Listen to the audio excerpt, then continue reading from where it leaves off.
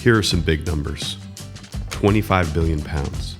That is roughly the amount of coffee that is dried, processed, and shipped around the world annually. Now, mind you, that is just the coffee bean. Here's another number. 70 billion pounds. What's that? That's the estimated number of pounds of waste created in the process of making the coffee bean that is simply thrown away. That's because coffee is not just a bean, it's a fruit. And annually, at a global level, we are wasting 70 billion pounds of it. In a moment in time when we are all becoming acutely aware of our waste and the impacts on our climate, there couldn't be a better time for Riff Energy Plus, America's first certified carbon-neutral energy drink. That is, yes, made from the coffee fruit. Led by Paul Evers, Riff was founded in Bend, Oregon in 2017 by a group of good friends and a group of good families. This idea is huge. And in their words, feels like a refreshing, happy hug for us and the planet. So thanks for tuning into this important and fun episode of the Roadcast, and we'll see you down the road.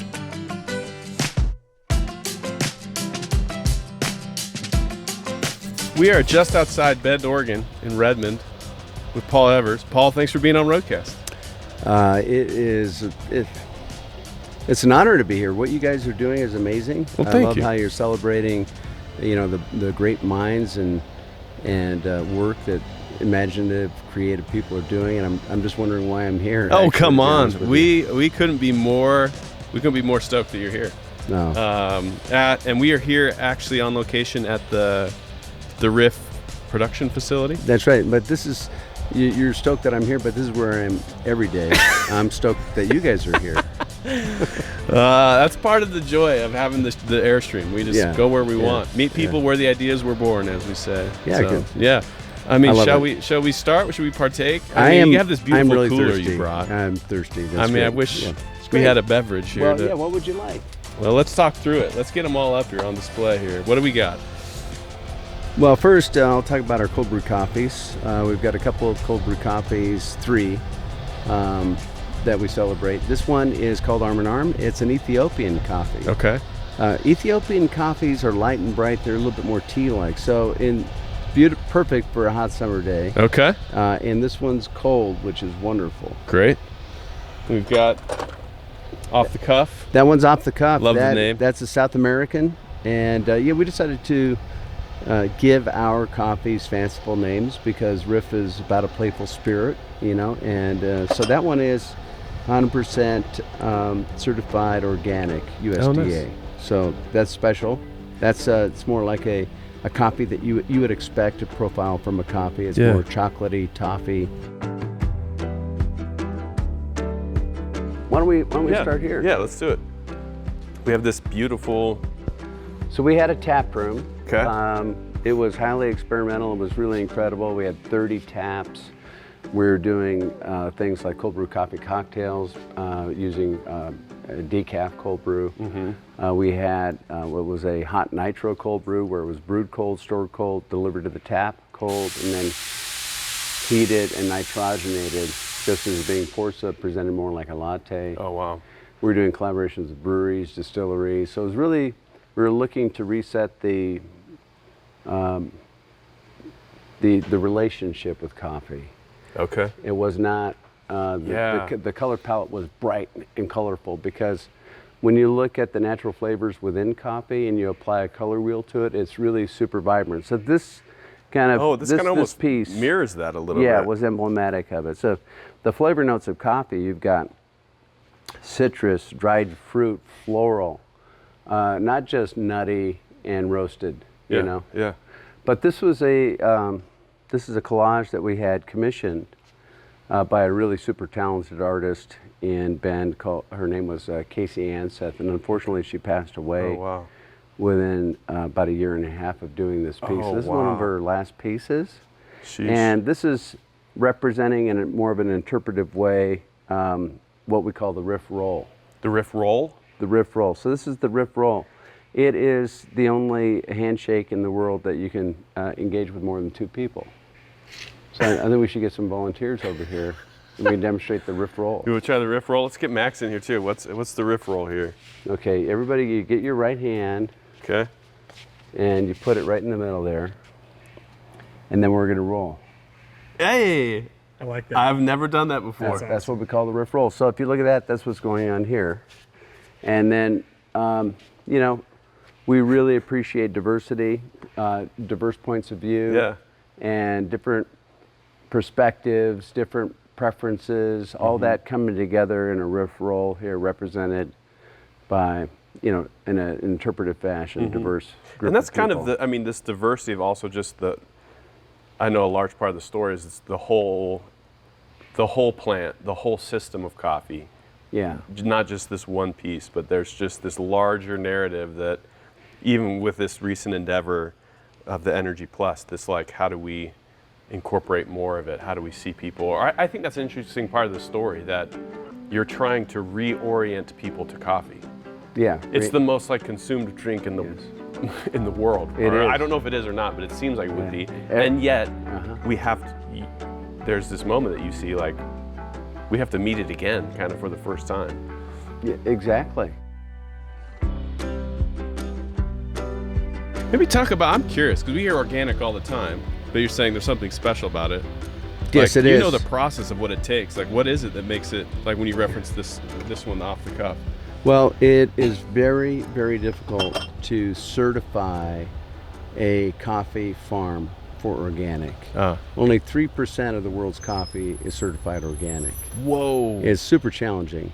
Not only that, coffee, 80%, 75 to 85% of the world's coffee is grown by smallholder farmers. Okay. These are independent family farmers that are carrying on typically a multi-generational legacy of growing coffee.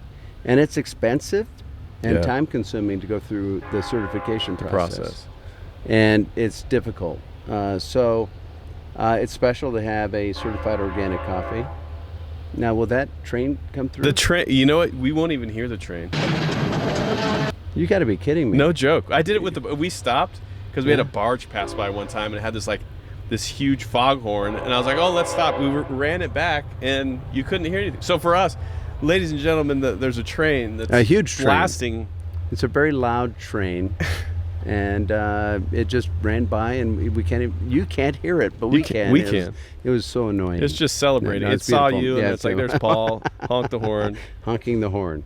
What other kind of drinks we got in here? Well, we've got the Riff Energy Plus. Let's talk about Riff Energy Plus, because I want to crack one of these. I'll tell you what. Oh, you got both of them. So we got two. Let's get these right here.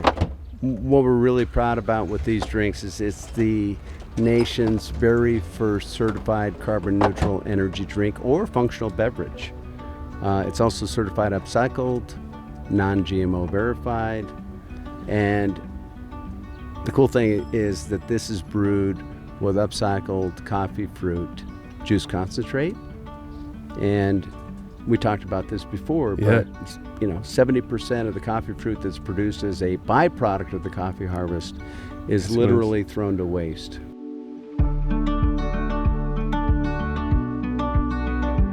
So, when you tell people, coffee is a fruit, you get this stare that just, I'm just imagining their mind is being blown, because we have all grown up with coffee. If you're in my generation, it came in a tin can, was already pre-ground, it was Folgers, Robusta, really not that great of coffee.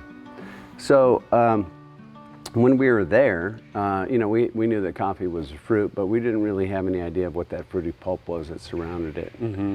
And by weight, that fruity pulp, so everything but the bean, the mucilage layer around the bean, the coffee fruit actually makes up about 65% of the total weight by volume. Oh, wow. And so the beans are extracted, they're dried and exported, and there's about 25 billion pounds of coffee that's produced every year around the world for export. It's a decent green amount. Beans. Yeah. That results, so we actually partner with... Wait, 25 billion in the bean? Just the beans. And that's dried and processed and ready for export.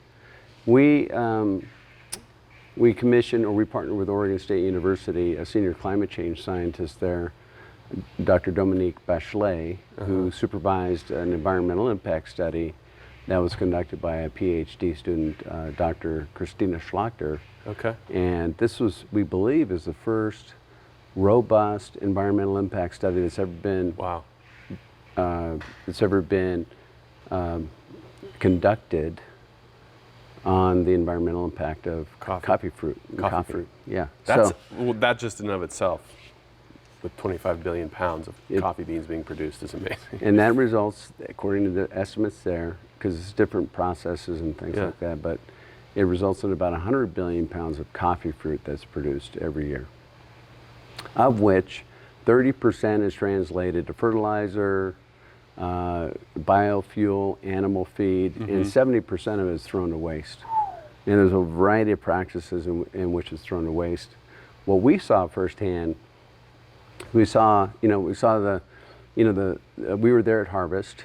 The whole coffee, they call it a whole coffee cherry. Yeah. Is what they call it. It's brought in, they depulp it, so they're squishing the beans out, and then they're taking the fruit and just throwing it into a back corner of the plantation. And this waste area was, about as big as this facility. Sheesh. And the ground was all black, mucky. It looked like a miniature La Brea tar pits, and the trees and shrubs that pre-existed this waste pile were leafless. Oh, wow. Because the coffee fruit is high in sugars, higher in moisture content. Yeah.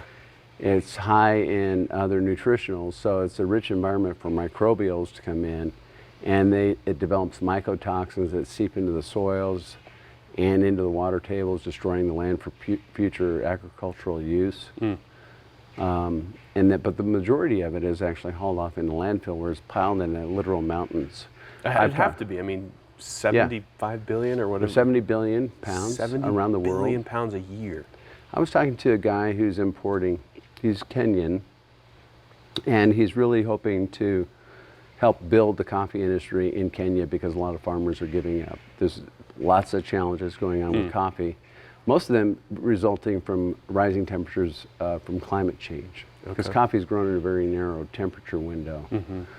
And so I was talking to him about coffee fruit and cascara, and asking him Cascara is the name for the fruit. Technically cascara is the skin. Okay. And then the fruit is fruit, but Gotcha. we could have a whole episode about that. We won't get into the I wish the definition. coffee industry would do a better job of nomenclature, or terminology, but it's a little confusing. But anyways, the cascara and coffee fruit is everything but the bean, basically. Gotcha. And I was asking him what their term, because cascara, Spanish, is what's used in Latin American countries. Okay. Generally, that's referring to the skin and the fruity pulp that's attached to the skin. And I asked him what the Kenyan term was for that, and he said, we don't have a word for it, it's just trash. Oof. And then he was explaining that to mitigate rising temperatures, they're planting all these macadamia trees, and they're using 100% of its agricultural value by, producing nuts. They're taking the husks and they're doing this with that. They're all that stuff. And to protect the crop that they're only using 25% of. And he had no idea that this fruit was of such value. So we'd say, it's wreaking havoc. It's contributing to climate change. As this coffee fruit cascara is piled in landfills, it's producing methane gas equivalent to 18.5 million metric tons of CO2, which is the same level of emissions as 3 million automobiles in a single year. What? So Wait, what's that stat again? Say that again. 3 million automobiles in a single year. Is equal to? That's how much emissions are being produced by wasted coffee fruit cascara that's piled in mountains. That's an insane statistic. It's producing methane gas as it decomposes, which is the worst kind. That's equivalent to, 31 billion pounds of carbon dioxide, or I misquoted, and there's 14.5 million metric tons of CO2, 14.5 million metric tons. That's the same level of emissions as 3 million automobiles each year. Do you feel like anyone else is talking about this? Do you feel like you're kind of like a lone ranger, or have you found a community that's on, because it seems like a gigantic idea. Discovery, I'm sure it's been around, but someone that's like putting two and two together. Well, what led us to the idea of actually sponsoring a research project is we're doing a lot of desk research online. Yeah. Other, coffee fruit cascara brands making claims about waste and impact and all this. But there was a lot of variance in those claims, and none of them were backed by a scientific study. And we couldn't find a published scientific study. Gotcha. So that's when we reached out to the senior climate change scientists at Oregon State University. So we believe this is the first of its kind. And we wanted credibility, so we wanted to have fact-based claims, not just hypothetical. Yeah. Because we did our own spreadsheet with our own estimates and whatever. Check it, but get someone to do it, yeah. Yeah, and our concern was what was being claimed was only a fraction of the picture, and the study validated that we had a reason to be suspicious. So we have actually reached out to coffee fruit cascara brands, a dozen to 15 across the world. Okay. Socialize the idea of forming a trade organization so that we can together. Yeah. It's 70 billion pounds of this stuff is a lot. And certainly Riff is not going to be purchasing 70 billion pounds of this stuff and converting it into Riff Energy Plus anytime soon. So we feel a sense of urgency. Our perspective is, what we referred to as climate change 2 to 3 years ago is now referred to as a climate crisis. These extreme weather events, we're hearing about them, it seems like every week, from fires to floods, frost in Brazil, the melting of the Arctic ice, all of those things is contributing to accelerating the change in temperature. Okay, this is what I kind of want to go to, maybe philosophical or not. I've read a little bit about you, read some interviews, some of your history, agency work in the craft drink space, and then beer, which we'll get into, and then Riff Cold Brew, and then Riff Cold Brew evolving into this Riff Energy Plus. That's a lot of your life spent on drinks. Yeah. And around sharing a beverage. I'm wondering if there's something to that for you. Is it something you just fell into, or is there something about drinking, enjoying, sharing a beverage? Because a lot of your work has been based around it. I love that. That's a really nice observation. I think that is a big part of it. Beer is really about gathering. Yeah. You typically, when you say, let's get together for coffee or a beer, right? Or lunch or dinner or something like that. Yeah, those two are always. It's bringing people together.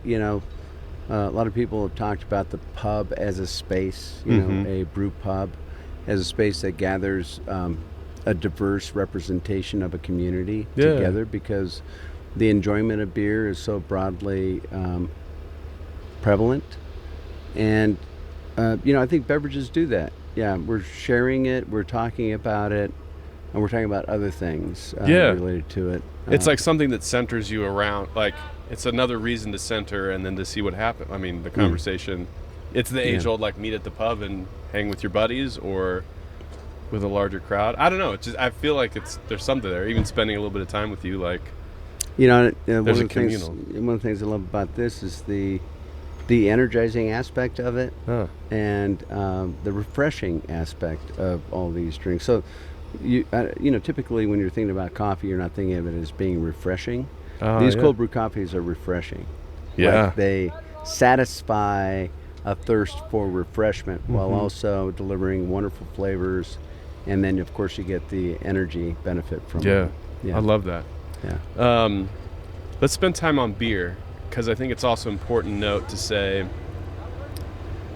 and maybe a little bit about your journey. You can kind of speak to your story of how you started, but I also want to kind of spend some time around Crux. We're in Bend, Oregon. It's one of the more, in my mind, one of the more iconic breweries. People reference it when you go to Bend. Like, people say, where do you want to meet? It feels like it's like on the tip of the tongue. Like, well, let's meet at Crux. And it's such a unique space. So maybe a more pointed question was, what was it? Where were you when you were launching Crux, and what kind of led you to launch Crux and orient people to what Crux is even? As you know, I led an agency with some really great friends who were partners, and we had you're in the creative services business, so professional services, it's limited. The scale, you're constrained, right? You have a finite number of people, a finite number of hours, and you're having to manage the inventory of hours with the demand. Yeah. We were an agency in Bend, Oregon. We developed a really great reputation in the craft beer industry, craft beverage. We'd worked on a wide variety of clients, from banking to research, technology, to craft beverage. We needed to diversify the categories and geographically and categorically. We need diversification to kind of hedge the risk of being too deeply entrenched in one category or another. But the craft beverage space was something that just somehow really tapped into our inherent capabilities or competencies or sensibilities. Yeah. And so we really excelled in craft beer specifically. And we were ahead of the trends. We were utilizing consumer research, more anthropological, studying behaviors, what the motivators were, beyond top of mind. So we had a nice, I think, a little bit of a crystal ball view of where the consumers were headed within craft beer. That's interesting. And what craft represented to them. It's not just about handcrafted. It's about human. It's about experimental. It's about being purpose-driven. Because that's what Crux felt. Wasn't it an experiment? Wasn't it in the name? Is it still in the name? Fermentation project. And that was very intentional, the naming of it. Yeah, that makes sense in terms of how it felt, even as a consumer. Like, this is obviously a group that knows where things are headed, because it was a deeper dive into the artistry and the craftsmanship.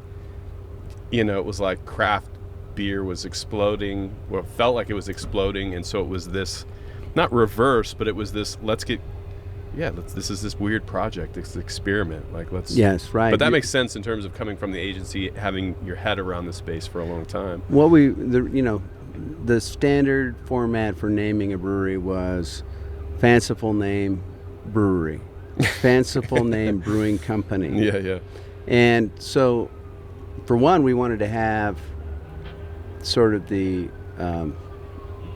a very large sandbox to play in. So we called it Crux Fermentation Project. So it was about fermentation. We wanted the ability to get into wine, into spirits, making pickles that was served on our charcuterie board.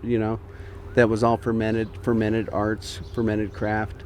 And then Project was really an embracing of the fact that we're on this part of a long journey. Yeah. There's so much more to explore. Love it. And we want you to feel a part of it. We want you to feel included in it. Where when you name your business company, that tends to psychologically introduce a sense of barrier between those who work in the company and those that are outside the company. That's such a good insight. I love that. Include that little shift, but it's like, I can be a part of this project. Like, I'm like, okay, I'll be a part of this thing. Let's see what happens. Like, it's an ongoing project. Yeah, this invitation.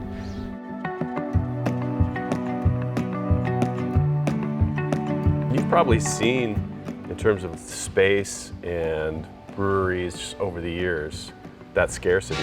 I mean, you've been so many different places in Bend and in the brewing scene in different places. So interesting perspective to see it over the years, I'm sure. Yes, yeah. When we, I'm a co-founder at Crux in Bend, which I think is one of the best breweries for sure. It's a phenomenal location, but that was the third space that we were looking at that we ended up being in. The other two fell through kind of the last minute. We were deep in negotiations, and we actually got toured by our real estate agent about 40 properties in one day, potential properties, and for a site for a brew pub. Yeah. And none of them were a perfect fit, and we just went for a walk through an industrial area and stumbled upon, I knew there was an Amco there, but we said, what about that Amco? And we went up and looked inside, and it was amazing. Yeah. And I found an old LoopNet listing online, and I thought it was active, and so we contacted our broker and said, let's talk to the AMCO people. Yeah. And the owner said, no, I'm sorry, it's not for sale, and it's not for lease because we have a long-term lease with AMCO in there. And AMCO is brakes, or no? They are Transmission. transmissions. Yeah, AA MCO, AMCO. And then with the horn, Yeah, I mean, it was in the middle of what was, from the historically location. been. This is so good because I wanted the story behind, because I think it's fascinating. So yeah. Yes, it's a good story. Yeah. I think it's a good story. I love it. Yeah. So it was in the middle of an industrial area, Yeah. and there were some major thoroughfares where everybody could see where AMCO was, but nobody knew how to get there.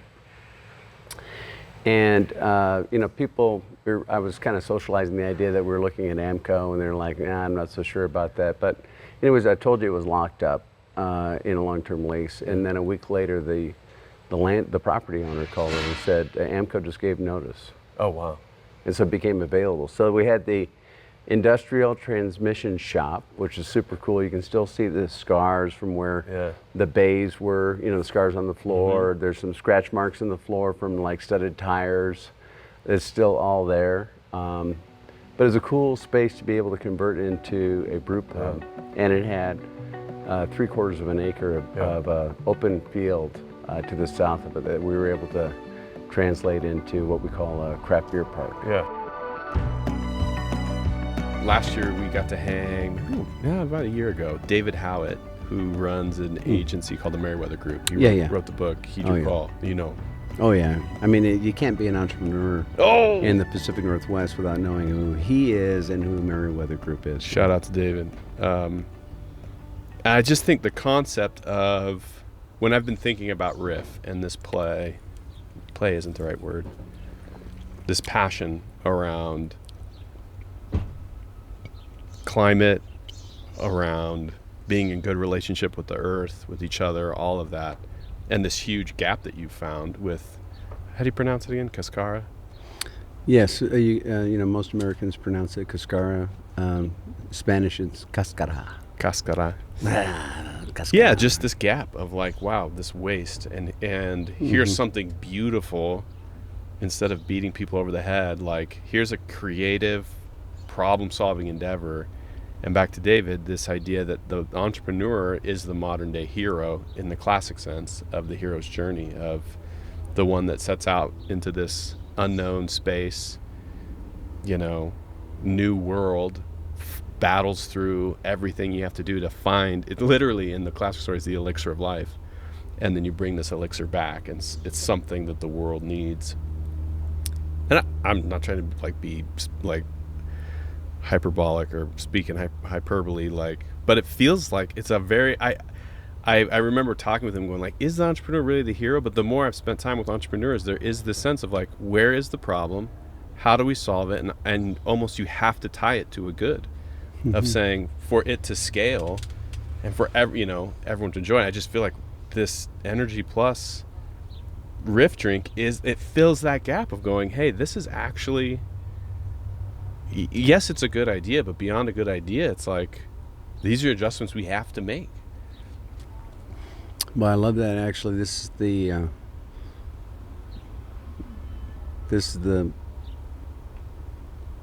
getting down to what's really super meaningful here. Yeah.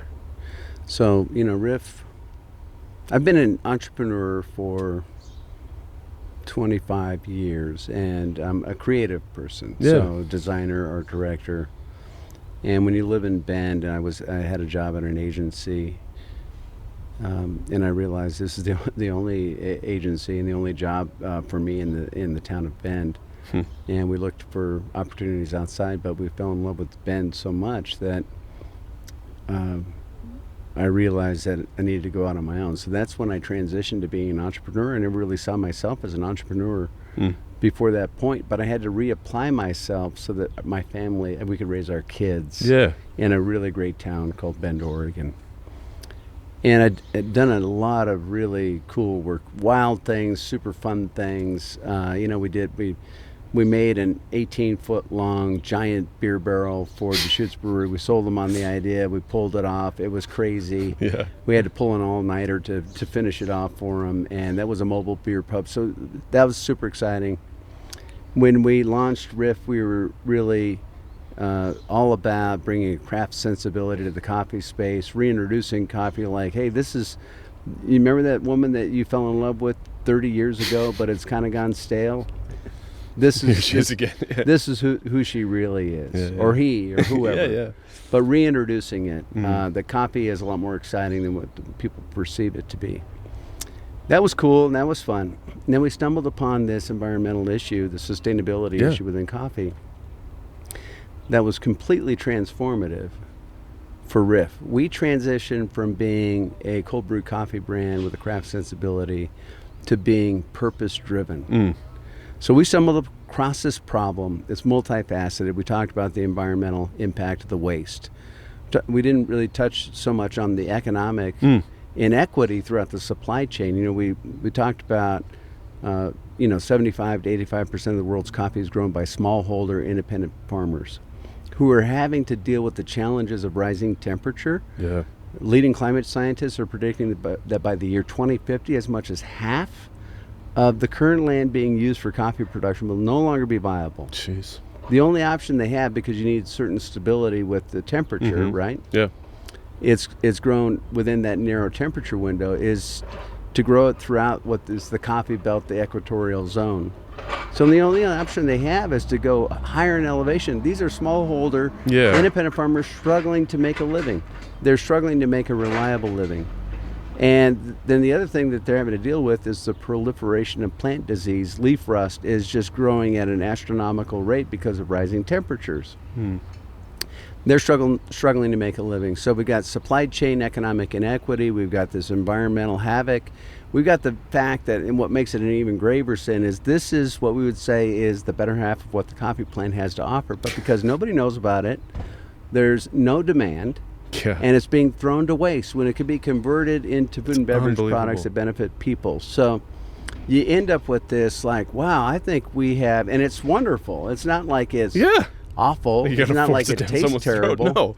It's got an exotic new flavor profile which people need to get used to, but it's wonderful and it's nutrient rich. It's way better than any of the energy drinks. So we landed on what we believe is like this could be a perfect overlap between an altruistic purpose and an enterprise opportunity.